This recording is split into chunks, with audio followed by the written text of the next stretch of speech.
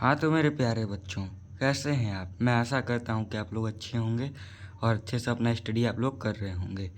मैं फिर से नए video class 10th science first chapter one shot के साथ फिर से मैं आया गया हूँ। एक बच्चे का कमेंट आया था कि सर आप मुझे first physics chapter first one shot लाइए। ठीक है, उसी के लिए उसी पर मैं एक वीडियो वन शॉट पे लाया हूँ। आपको समझ में आएगा तो आप ज़रूर में लाइक कमेंट शेयर एंड ज़रूर कीजिएगा बच्चों। चलिए अब देखते हैं फिजिक्स का चैप्टर फर्स्ट है। यहाँ पर फिजिक्स का चैप्टर फर्स्ट हम लोग रात्रिक स्टाइल में समझने का प्रयास करेंगे और इसे पूरा ख़त्म करेंगे। ठीक है, यहाँ पर चैप्टर फर्स्ट है फिजिक्स का, प्रकाश का परावर्तन। फिजिक्स का चैप्टर फर्स्ट है प्रकाश, परावर्तन तथा में अपवर्तन, लाइट रिफ्लेक्शन एंड रिफ्रैक्शन। प्रकाश, पहले जान लीजिए कि प्रकाश होता क्या है। प्रकाश क्या होती है? प्रकाश हमें सभी को पता होगा कि प्रकाश एक प्रकार की ऊर्जा है। प्रकाश इज़ अ एनर्जी। ठीक है, सभी को पता होगा कि प्रकाश क्या है? एक प्रकार की ऊर्जा है जो किसी वस्तु को देखने में हमें क्या करती है? सहायता प्रदान करती है। प्रकाश के माध्यम से ही सभी वस्तु को देख सकते हैं बच्चों। ठीक है, यदि प्रकाश नहीं रहेगा तो हम किसी भी वस्तु को नहीं देख सकते हैं।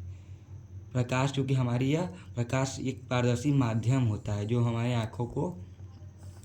आँखों में संवेदना प्रदान करती है, जिससे हमें कोई भी वस्तु क्या करती है? किसी भी वस्तु को देखने में सक्षम होते हैं हम। ठीक है ना। ये देखिए इम्पोर्टेंट पॉइंट है। प्रकाश एक क्या है? पारदर्शी। ये मोस्ट इम्पॉर्टेंट पॉइंट है।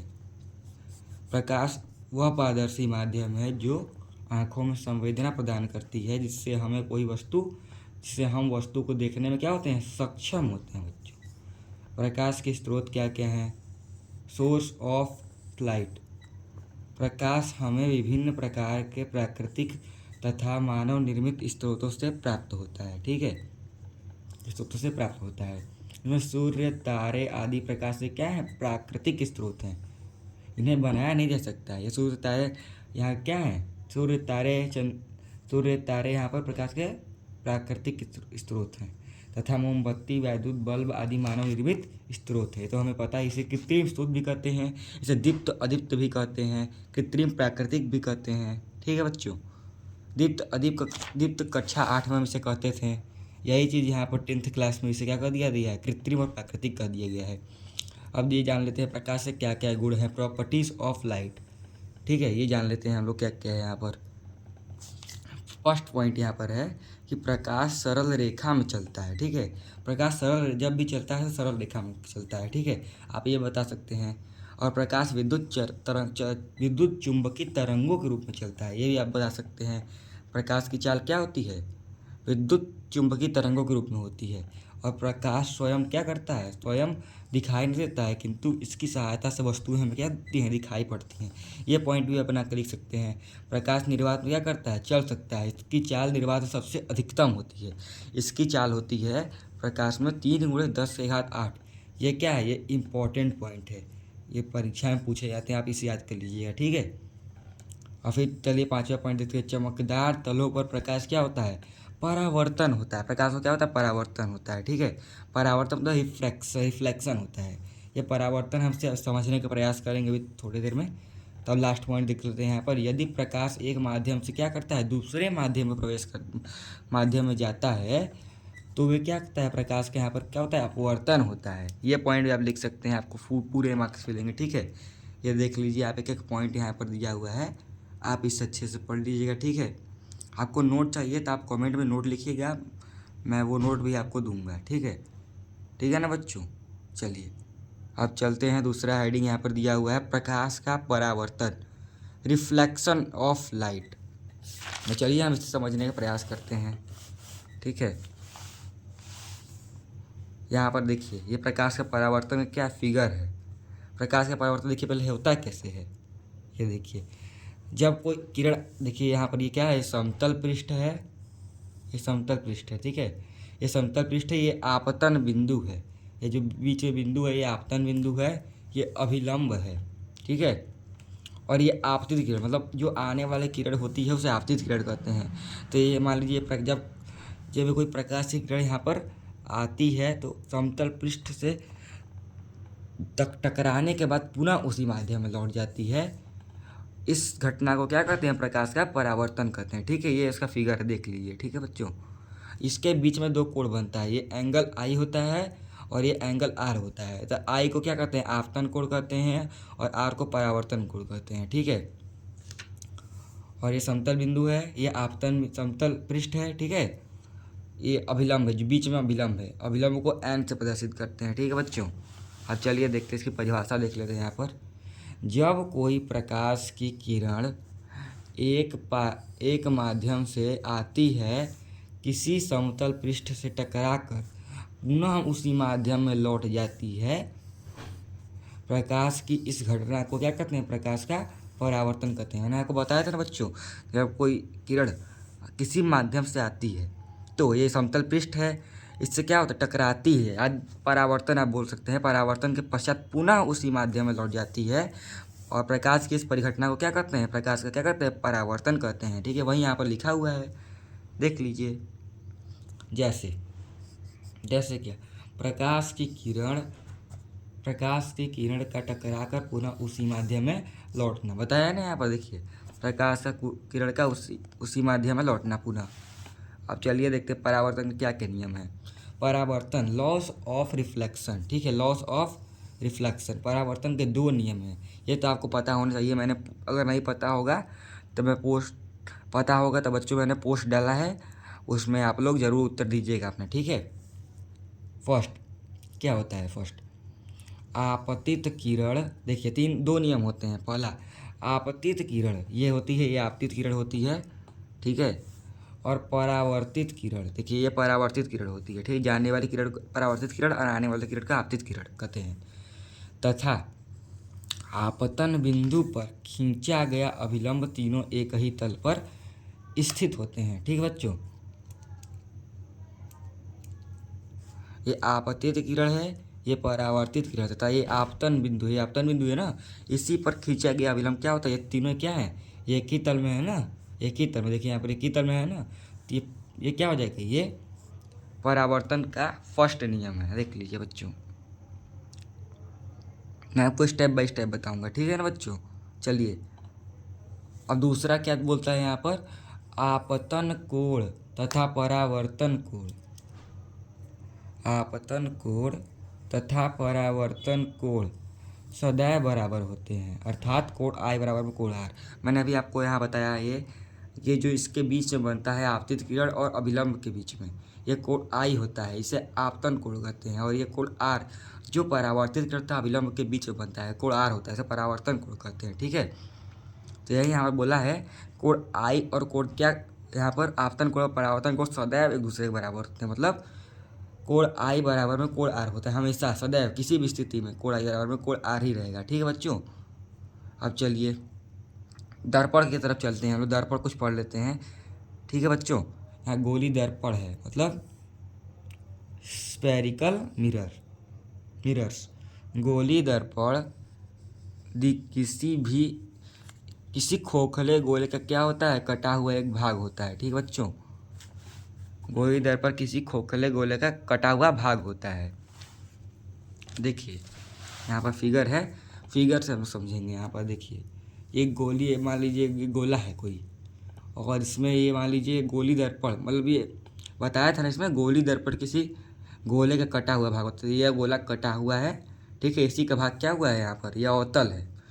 जहाँ बाहर की तरफ कलई की होती है वह अवतल होता है, और अंदर की तरफ कलई की होती है वो क्या होता है, उत्तल होता है। ये भी देखिए, ये पूरा एक गोला है और इसमें से क्या होता है, कटा हुआ है, उभरा हुआ तल है, इसे उत्तल कहते हैं। और दबा हुआ तल क्या कहलाता है, अवतल कहलाता है। चलिए ये हमने देख लिया। गोली दर्पणों से संबंधित कुछ परिभाषाएं जान लेते हैं। गोली दर्पणों से संबंधित कुछ परिभाषाएं, definitions related with spherical mirrors. पहला ध्रुव होता है, ठीक है, ध्रुव होता है ना, ध्रुव के बारे में जान लेते हैं।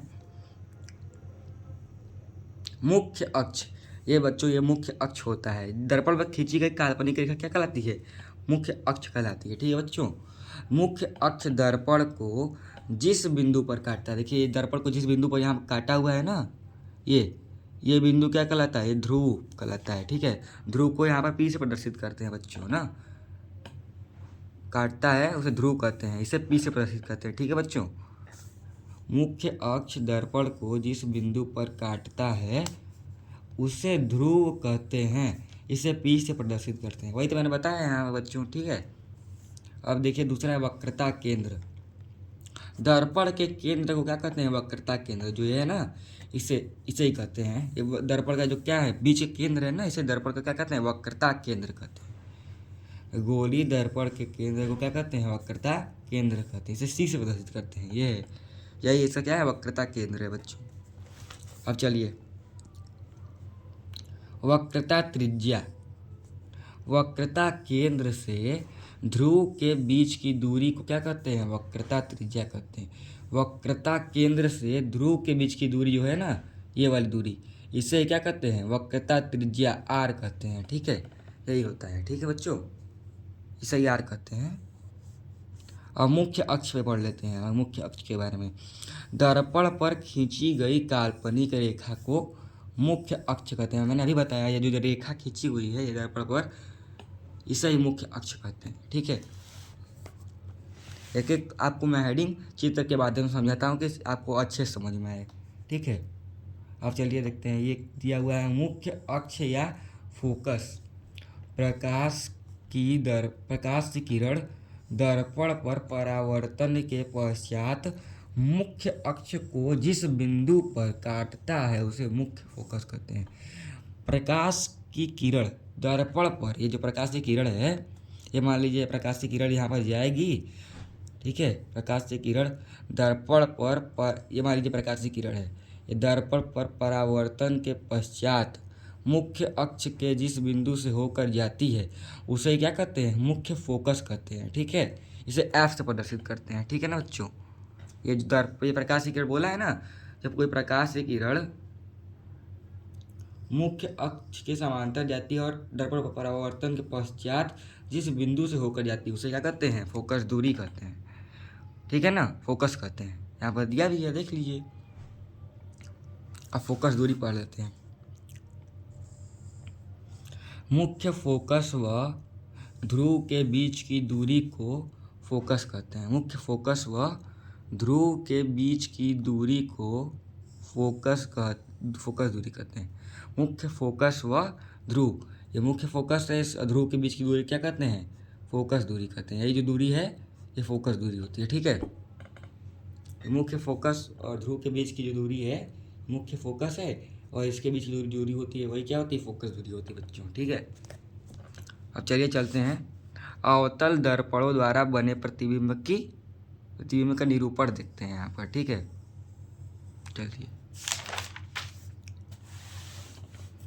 ये अवतल दर्पण है। ठीक है, ये अवतल दर्पण है ना, कॉन्वेक्स नहीं कॉनकेव मिरर है। ठीक है, तो ये क्या बोला है यहाँ पर? जब कोई प्रकाश की किरण, देखिए ये प्रकाश की किरण है, ये मुख्य अक्ष के समांतर जाती है तो दर्पण पर परावर्तन के पश्चात जिस बिंदु से होकर जाती है उसे क्या कहते हैं?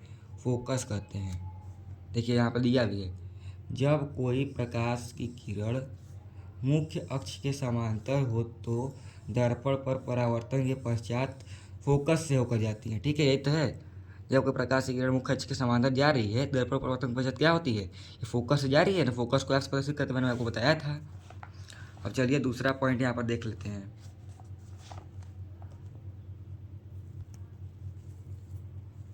ठीक है, दूसरा पॉइंट यहाँ पर देख लेते हैं। यह अवतल दर्पण है। जब कोई प्रकाश की किरण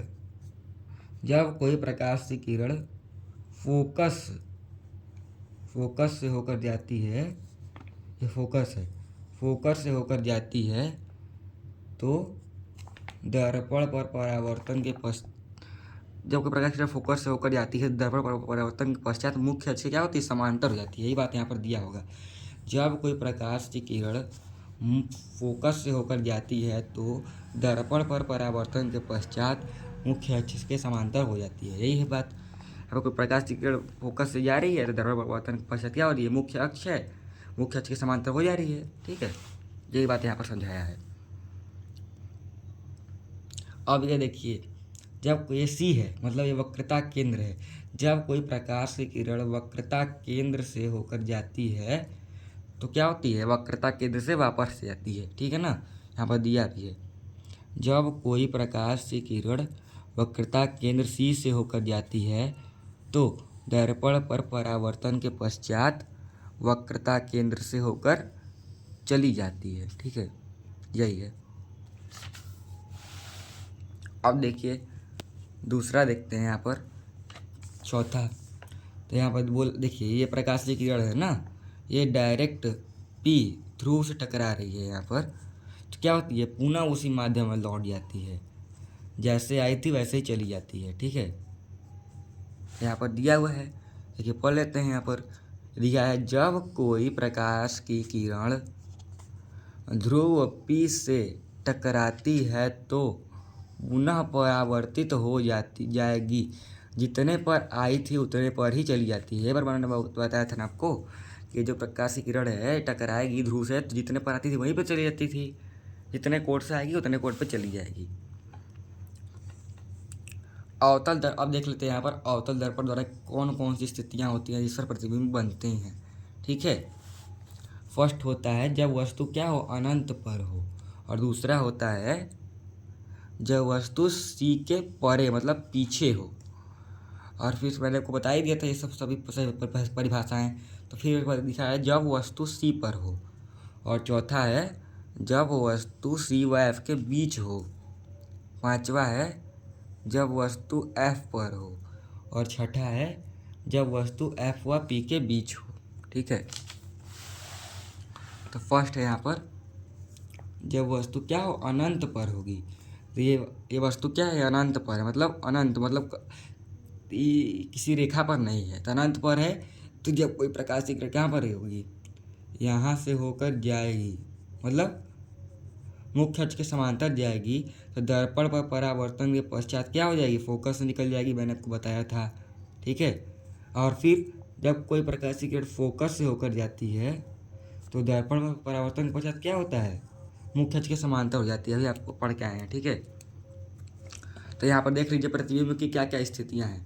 प्रतिबिंब की स्थिति पूछ रहा है ना, प्रतिबिंब की स्थिति कहाँ है यहाँ पर, प्रतिबिंब की स्थिति है फोकस पर, एफ पर। ठीक है, फोकस पर है। और प्रतिबिंब का आकार ये देखिए यहाँ पर बिंदु आकार का है, देखिए। ठीक है, ये बिंदु आकार का है, तो यहाँ पर लिखा है बिंदु या आकार का या अत्यंत छोटा। ठीक है, और प्रतिबिंब की प्रकृति क्या है, प्रकृति यहाँ पर होती है अगर कोई रेखा काट देती है एक दूसरे को तो ये क्या होती है, वास्तविक होती है, और नहीं काट पाती है तो ये होती है आभासी। ठीक है, तो ये क्या हो जाएगा, काटी है यहाँ पर, तो ये क्या होगा, वास्तविक तथा उल्टा होगा। ठीक है, अब चलिए दूसरा देखते हैं। यहाँ पर दूसरा बोला है जब वस्तु सी के परे पीछे हो, जब वस्तु क्या होती है, सी के परे मतलब सी के पीछे हो। ठीक है, तो यह अवतल दर्पण है, यहाँ पर वस्तु है सी के पीछे है, ये वस्तु है जो क्या है, सी के पीछे है।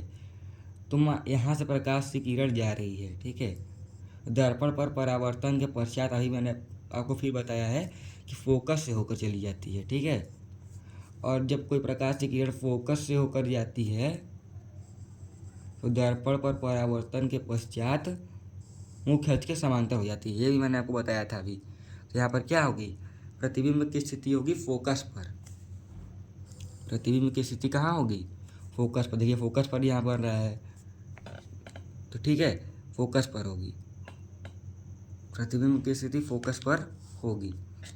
और प्रतिबिंब का आकार कैसा होगा, देखिए प्रतिबिंब का आकार क्या है, वस्तु से छोटा है ना, ये बड़ा है, वस्तु से छोटा है, तो क्या हो जाए प्रतिबिंब का आकार, वस्तु से छोटा। ठीक है, वस्तु से छोटा है। और प्रतिबिंब की स्थिति क्या है, मैंने आपको बताया, यहाँ पर काट देगी तो यहाँ पर वास्तविक हो जाएगी, तो वास्तविक तथा उल्टा। अब तीसरा देखते हैं स्थिति क्या है, जब वस्तु सी पर हो, जब वस्तु सीधा सीधा बोला है सी पर मतलब वक्रता केंद्र पर हो, तो वक्रता केंद्र पर यहाँ पर सी पर है वस्तु, तो क्या होगा, देखिए आपको बताया मैंने, मुख्य अक्ष की समांतर जाती है तो फोकस से होकर जाती है, और फोकस से होकर जाती है तो दर्पण पर परावर्तन के पश्चात मुख्य अक्ष से निकल जाती है। ठीक है, तो क्या है, यहाँ पर प्रतिबिंब की स्थिति कितने पर है, सी पर है। देखिए सी पर है ना यहाँ पर प्रतिबिंब की स्थिति, देखिए सी पर है, ठीक है। और प्रतिबिंब का आकार कैसा है, वस्तु के बराबर है, क्योंकि देखिए जितनी बड़ी यहाँ पर वस्तु ली गई है उतना ही बड़ा आकार यहाँ पर आया है, ठीक है। और क्या है, प्रकृति मैंने बताया यहाँ पर काट देगी तो क्या है, वास्तविक था उल्टा है। अब चौथी स्थिति यहाँ पर है, जब वस्तु सी व एफ के बीच हो। जब वस्तु क्या है यहाँ पर देखिए सी व एफ के बीच में रखी हुई है, तो मैंने बताया था यहाँ पर जब कोई प्रकाश की किरण मुख्य अक्ष के समांतर जाती है तो दर्पण पर परावर्तन के पश्चात फोकस से होकर जाती है, ठीक है। और जब कोई प्रकाश की किरण फोकस से होकर जाती है तो दर्पण पर परावर्तन के पश्चात क्या होती है, मुख्य अक्ष के समांतर निकल जाती है। ये भी मैंने आपको बताया अभी। तो क्या सी पर होगी, सी व एफ के बीच है। प्रतिबिंब की स्थिति कहाँ है, सी के पीछे है। देखिए यहाँ पर सी के पीछे है ना, जहाँ रेखाएं प्रतिच्छेद करेंगी वहाँ पर इसकी स्थिति हो जाती है प्रतिबिंब की, ठीक है। तो सी के पीछे है। प्रतिबिंब का आकार क्या है, देखिए वस्तु से बड़ा है। यहाँ पर देखो वस्तु से बड़ा है ना, ये वस्तु छोटी है, ये बड़ी है, तो वस्तु से बड़ा है। और प्रकृति क्या है यहाँ पर, वास्तविक तथा उल्टा ही है, ठीक है। काट लिया है, मतलब रेखा काट दी है, तो यहाँ पर वास्तविक तथा उल्टी है।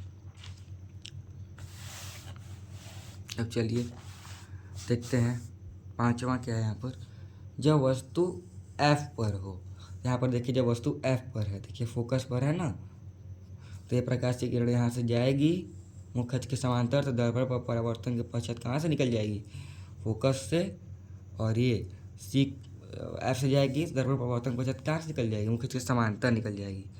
तो यही बात मैंने बताया था आपको, यहाँ पर प्रतिबिंब की स्थिति क्या हो जाएगी, अनंत पर, मतलब ये अनंत पर काटेगी। यहाँ पर देखिए कहीं काट रही नहीं ना, अनंत पर है इसकी स्थिति। यहाँ पर प्रतिबिंब का आकार क्या है, बहुत बड़ा नहीं है, बड़ा ही है। ये कहीं ना कहीं तो काटेगी ही, देखिए टेढ़ी हो जाएगी तो कहीं ना कहीं काट देगी। तो यहाँ पर प्रतिबिंब की प्रकृति क्या हो जाएगी, वास्तविक तथा में उल्टा हो जाएगी, ठीक है। छठवां पॉइंट यहाँ पर देखिए, छठवां यहाँ पर दिया हुआ है, जब वस्तु एफ व पी के बीच हो।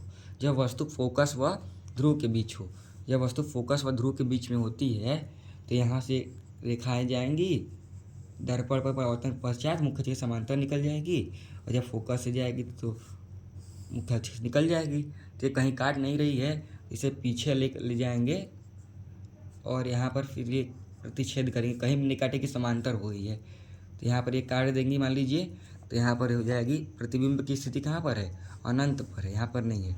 अब प्रतिबिंब की प्रतिबिंब का आकार क्या है, अत्यंत बड़ा है, बहुत बड़ा बनेगा। यहाँ पर आकार देखिए, यहाँ पर बना है ना, बहुत बड़ा होगा। और प्रतिबिंब की प्रकृति क्या होगी, आभासी तथा सीधा। क्योंकि आभासी देखिए कैसे होगा, क्योंकि यहाँ पर देखिए ये रेखाएं कभी एक दूसरे को प्रतिच्छेद नहीं करेंगी, इसलिए हम मान करके पीछे से इसे ले जाके काटेंगे।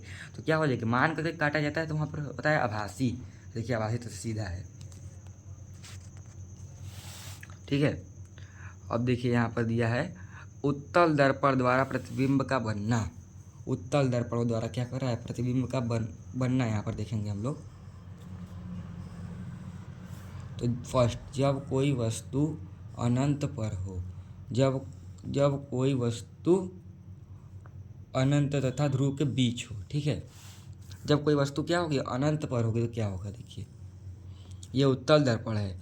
तो जब कोई वस्तु अनंत पर होगी तो यहाँ पर प्रकाश की किरण इधर से जाएगी, इधर निकल जाएगी, क्योंकि यहाँ पर काटा नहीं जा सकता क्योंकि प्लेन है ना, तो इधर चला जाएगा, ठीक है।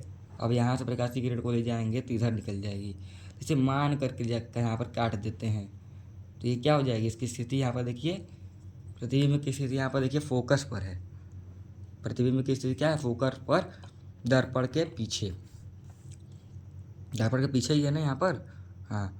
अब प्रतिबिंब की प्रकृति क्या है, आभासी तथा सीधा। मैंने आपको बताया था कि मान करके काटा जाता है, तो यहाँ पर आभासी तथा सीधा है। ये तो कभी एक दूसरे को काटेंगे नहीं, इधर चली जाएगी, इधर चली जाएगी, कभी एक दूसरे को नहीं काटेंगी।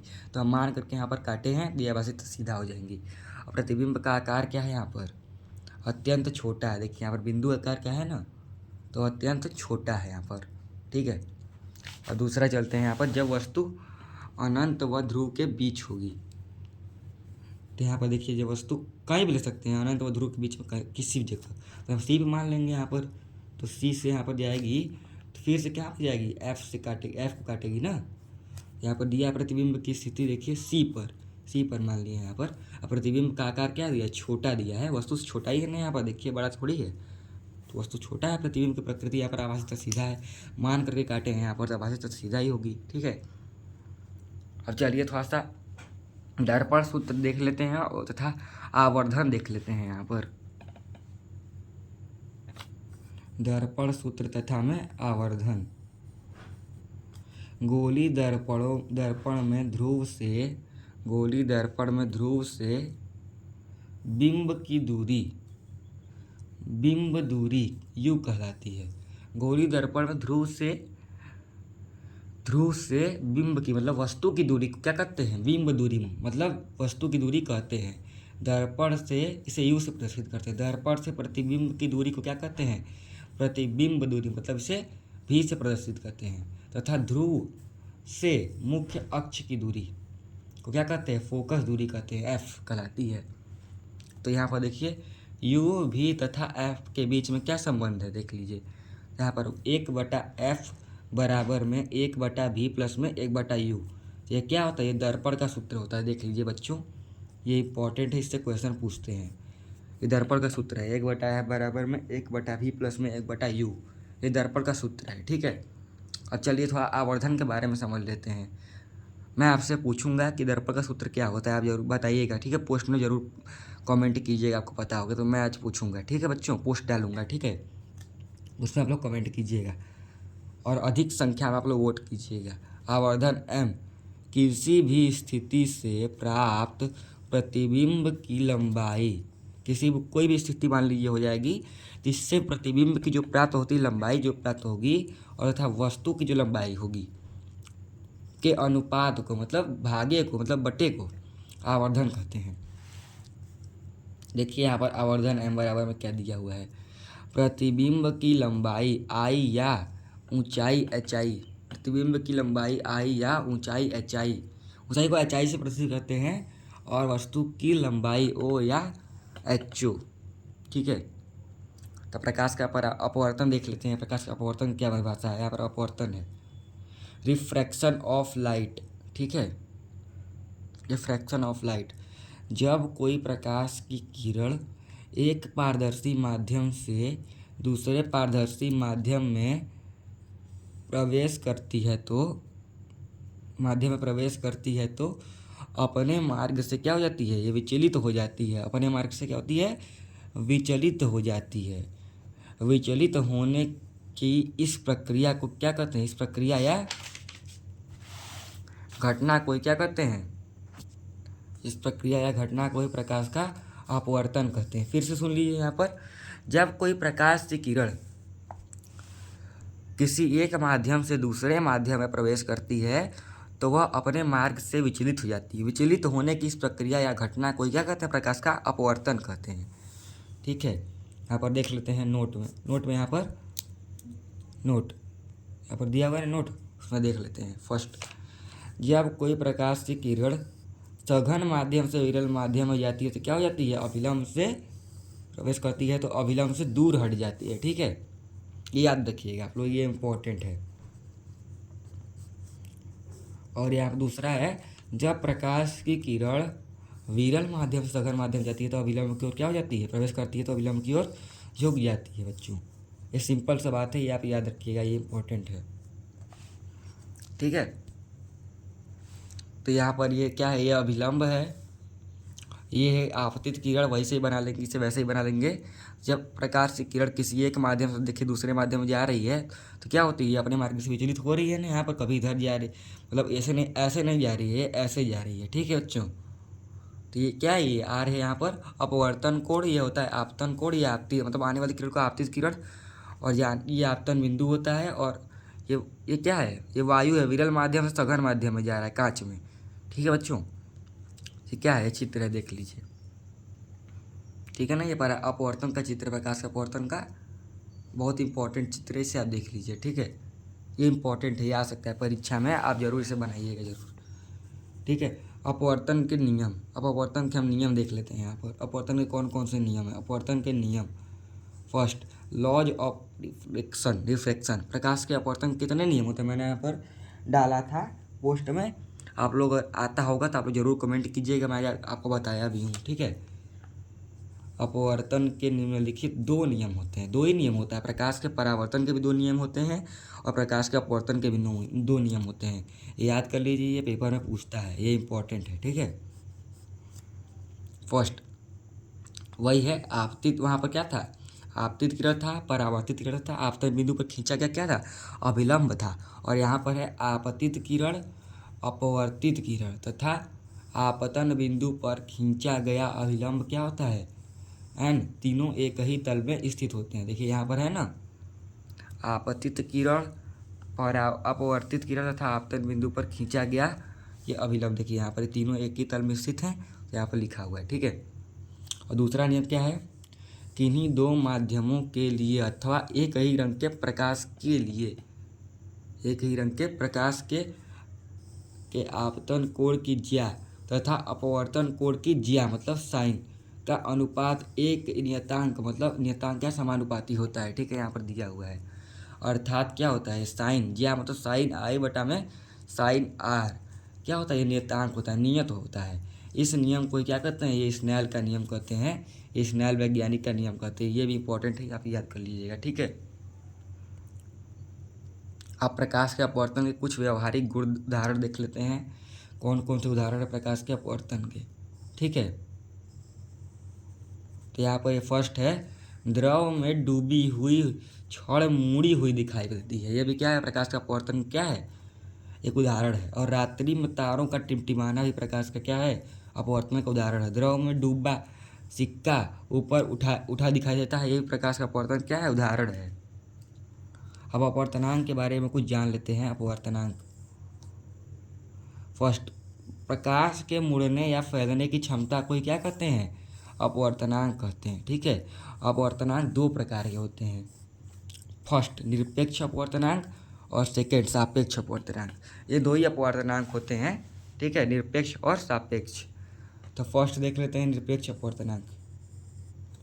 जब प्रकाश का अपवर्तन वायु अथवा निर्वात से किसी अन्य माध्यम में होता है, तब क्या होता है, तब आपतन कोण की ज्या तथा अपवर्तन कोण की ज्या साइन आर का अनुपात क्या होता है, को उस माध्यम का क्या कहते हैं, निरपेक्ष अपवर्तनांक कहते हैं, ठीक है बच्चों, यही होता है, ठीक है। अब चलते हैं सापेक्ष अपवर्तनांक की ओर। सापेक्ष अपवर्तनांक, ठीक है, यदि पहला यहाँ पर क्या हो जाएगा इसमें, यदि पहला माध्यम या निर्वात के स्थान पर अन्य माध्यम हो तो इसे पहले माध्यम का सापेक्ष अपवर्तनांक कहते हैं बच्चों, ठीक है ना। इसमें अपवर्तनांक के चिन्ह को n से प्रदर्शित करते हैं, ठीक है। तो ANG बराबर में साइन आई बटा में साइन आर होता है, तो n बराबर में साइन आई बटा साइन आर, साइन आई बराबर में साइन आर, यहाँ पर n equal to not zero, यहाँ पर n कांस्टेंट है, अतः साइन आर बराबर 0, आर बराबर में 0। अब गोली लेंसों द्वारा अपवर्तन पढ़ लेते हैं। यहाँ पर लेंस पहले होता क्या है ये जान लेंगे, लेंस पहले हम जान लेंगे यहाँ पर होता क्या है। किसी भी पारदर्शक माध्यम जैसे कांच का वह भाग जो एक समतल पृष्ठ तथा गोली पृष्ठ से क्या होता है, घिरा हो, यही क्या होता है, लेंस कहलाता है, ठीक है बच्चों।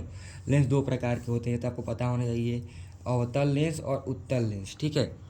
ये कक्षा 8 से 7 से हम लोग पढ़ते आ रहे हैं, आप लोग पढ़ते आ रहे हैं, ये तो आपको पता ही होना चाहिए, ठीक है। अवतल लेंस बीच में क्या होता है, पतला तथा किनारों पर मोटा होता है। उत्तल लेंस बीच में मोटा तथा किनारों पर पतला होता है। यहाँ पर देख लीजिए, सही बात बोलता है, यहाँ पर उत्तल लेंस क्या है, किनारों पर पतला है और बीच में मोटा है, और अवतल लेंस क्या है, किनारों पर बीच में पतला है और किनारों पर क्या है, मोटा है, देखिए, ठीक है। और ये जो है ये लाइन गई है, इसे प्रकाशिक केंद्र कहते हैं, ठीक है। यहाँ पर ये भी प्रकाशिक केंद्र ही होती है, ये उत्तल लेंस होता है और ये क्या होता है, ये अवतल लेंस होता है, ठीक है। इसका चित्र आपने देख लिया। और लेंस से संबंधित कुछ परिभाषाएं आप जान लीजिए। जैसे हम लोग दर्पण से संबंधित कुछ परिभाषाएं जाने थे, वैसे ही लेंस से संबंधित कुछ परिभाषाएं हम लोग जानेंगे। मुख्य अक्ष क्या होता है? लेंस पर खींची गई काल्पनिक रेखा को मुख्य अक्ष कहते हैं। ठीक है, यही बात है। जैसे दर्पण में खींची गई कोई काल्पनिक रेखा थी, यहाँ पर भी कोई काल्पनिक रेखा होगी, इसे मुख्य अक्ष कहेंगे। और प्रकाशिक केंद्र क्या होता है? वहाँ ध्रुव था, यहाँ प्रकाशिक केंद्र है। तो लेंस के अंदर मुख्य अक्ष पर स्थित वह बिंदु जिससे होकर जाने वाली प्रकाश की किरणें क्या होती हैं? अपवर्तन के पश्चात समांतर हो जाती है, समांतर निकल जाती हैं, प्रकाशिक केंद्र कहलाता है। इसे ओ से प्रदर्शित करते हैं। देखिए यही है, ये क्या है? ये प्रकाशिक केंद्र है। ठीक है, अब फोकस के बारे में जान लेते हैं। यहाँ पर लेंस के मुख्य अक्ष के समांतर जाने वाली किरणें, लेंस के मुख्य अक्ष के समांतर जाने वाली किरणें लेंस द्वारा अपवर्तित होकर मुख्य अक्ष के जिस बिंदु से गुजरती हैं उसे फोकस कहते हैं। इसे एक्स प्रदर्शित करते हैं। ठीक है, लेंस के मुख्य अक्ष के समांतर जाने वाली प्रकाश की किरणें अपवर्तन के पश्चात जिस बिंदु से होकर गुजरती है, वही बात है, उसे फोकस कहते हैं। ठीक है, अब फोकस दूरी के बारे में जान लेते हैं। लेंस के प्रकाशिक केंद्र तथा फोकस के बीच की दूरी को क्या कहते हैं? फोकस दूरी कहते हैं। प्रकाशिक केंद्र और मुख्य फोकस के बीच की दूरी क्या कहते हैं? फोकस दूरी कहते हैं। ठीक है, अब यहाँ पर देख लेते हैं उत्तल लेंसों द्वारा प्रतिबिंब का बनना। फर्स्ट, जब वस्तु अनंत पर हो। ठीक है, दूसरा है जब वस्तु 2f के परे हो, 2f1 के क्या परे हो, जब वस्तु 2f1 पर हो, जब वस्तु 2f1 व f1 के बीच हो, और जब वस्तु f1 व f1 पर हो, जब वस्तु f1 व o के बीच हो। फर्स्ट, जब वस्तु अनंत पर हो, प्रतिबिंब की स्थिति कहाँ होगी? जब वस्तु क्या है, यहाँ पर देखिए अनंत पर है, तो यहाँ पर देखिए जा रही है, ये क्या होता है? ये होता है फोकस, ये मुख्य फोकस होता है, इसका दोगुनी दूरी लेते हैं, और ये फोकस तो इसकी दोगुनी दूरी लेते हैं दोनों तरफ। तो ये क्या है? अनंत से जा रही प्रकाश की किरणें, तो प्रकाशिक केंद्र से अपवर्तन के पश्चात क्या हो रही है? टकराने के पश्चात यहाँ पर F2 से होकर जाती हैं। ठीक है, F2 से, तो यहाँ प्रतिबिंब की स्थिति हो जाएगी दूसरी ओर F पर। और प्रतिबिंब का आकार क्या है? यहाँ पर अत्यंत छोटा है, मतलब अत्यंत छोटा बिंदु आकार है। प्रतिबिंब की प्रकृति क्या? देखिए काट दे रही है यहाँ पर रेखाएं, यहाँ पर है वास्तविक तथा उल्टा। अब दूसरा देखते हैं यहाँ पर, जब वस्तु 2f1 के परे पीछे हो, तो प्रतिबिंब की स्थिति देखिए 2f1 के यहाँ पर पीछे है, तो यहाँ से प्रकाश की किरणें जाएंगी और प्रकाशिक केंद्र से होकर यहाँ से निकल जाएंगी, और यहाँ से फिर जाएंगी तो यहाँ से निकल जाएंगी। ठीक है, तो यहाँ पर हो जाएगा ये F2। ये क्या हो रही है? यहाँ पर F2 तथा 2f2 के बीच में जा रही हैं, बीच में है इसकी स्थिति। देखिए दूसरी ओर 2f2 के मध्य, F2 तथा 2f2 के मध्य यहाँ पर है ना। यहाँ से जाएगी तो यहाँ से जाएगी, मतलब प्रकाशिक केंद्र से टकरा के F2 से निकल जाएगी, और ये जो सीधे जा रही है तो सीधे चली जाएगी। यहाँ पर काट रही हैं। ठीक है, तो F2 तथा 2f2 के बीच में ना है। और प्रतिबिंब का आकार क्या है? देखिए ये वस्तु बड़ी है और ये वस्तु से छोटा है। क्या है? तो वस्तु से छोटा। प्रतिबिंब की प्रकृति यहाँ पर देखिए, दोनों रेखाएं काट देने प्रतिच्छेद कर रही हैं, तो वास्तविक तथा उल्टा है। अब तीसरा स्थिति देख लेते हैं यहाँ पर, जब वस्तु 2f1 पर हो, जब वस्तु यहाँ पर क्या है? 2f1 पर है, तो यहाँ से प्रकाश की किरणें जाएंगी, अपवर्तन मतलब लेंस प्रकाशिक के से टकरा कर चली जाएंगी यहाँ से, और फिर उसके बाद ये सीधे निकल जाएंगी। तो क्या हो रही है? 2f2 पर काट रहा है, तो बस दूसरी ओर 2f2 पर। ठीक है, स्थिति बन रही है यहाँ पर देखिए, इसी पर बन रही है ना। और प्रतिबिंब का आकार क्या है? वस्तु के बराबर। देखिए ये भी इतनी बड़ी है और वस्तु भी इतनी बड़ी है, और प्रतिबिंब का आकार भी इतना ही बड़ा है।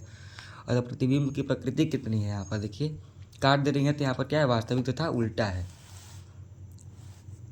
ठीक है, अब चौथी स्थिति देख लेते हैं, जब वस्तु 2f1 व f1 के बीच हो।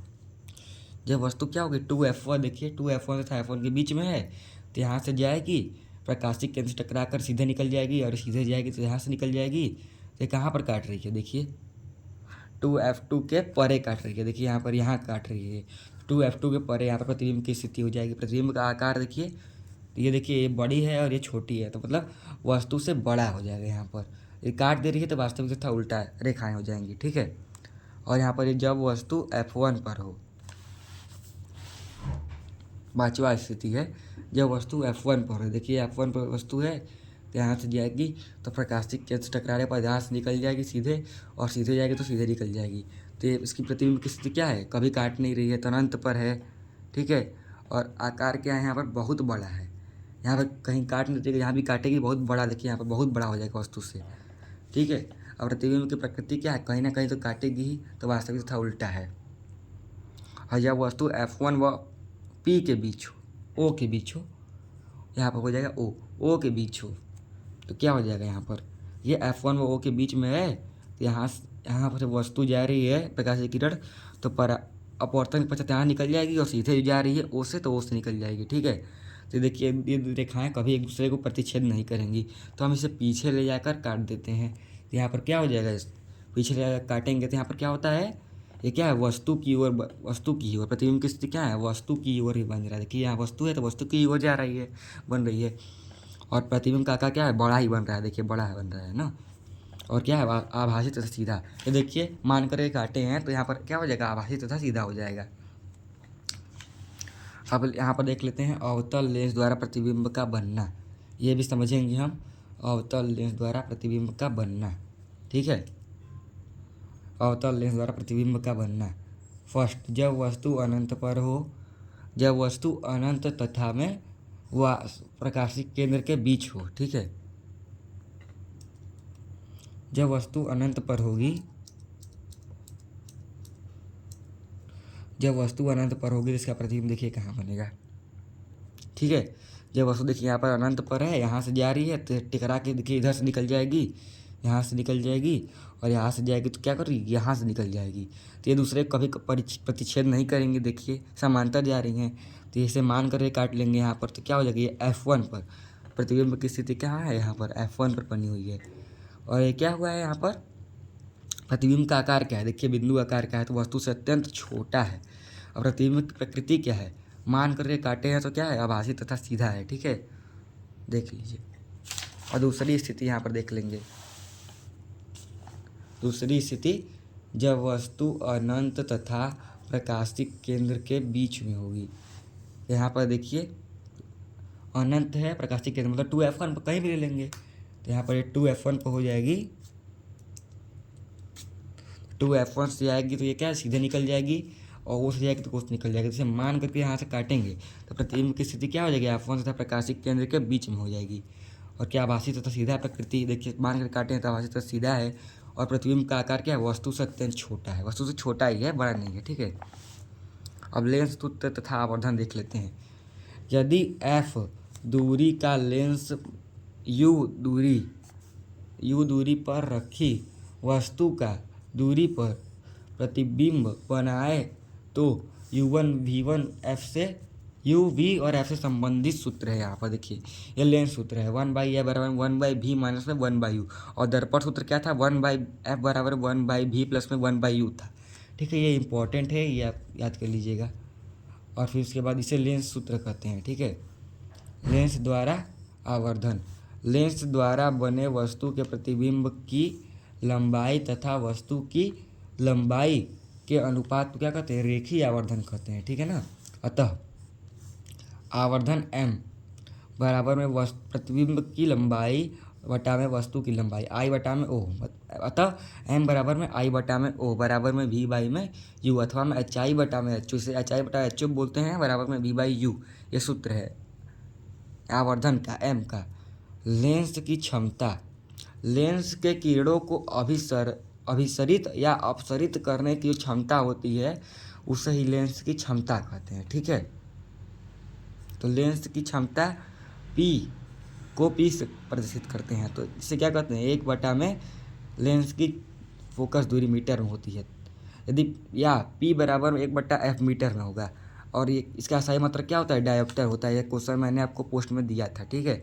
और यदि सेंटीमीटर है तो क्या हो जाएगा, 100 में F हो जाएगा बच्चों, ठीक है। ये देख लीजिए पूरा है। अब मिलते हैं बच्चों नेक्स्ट पार्ट में। आपको अगर वीडियो पसंद आया तो ज़रूर कमेंट कीजिएगा। तब तक के लिए बाय बच्चों, ठीक है, चलिए चलते हैं।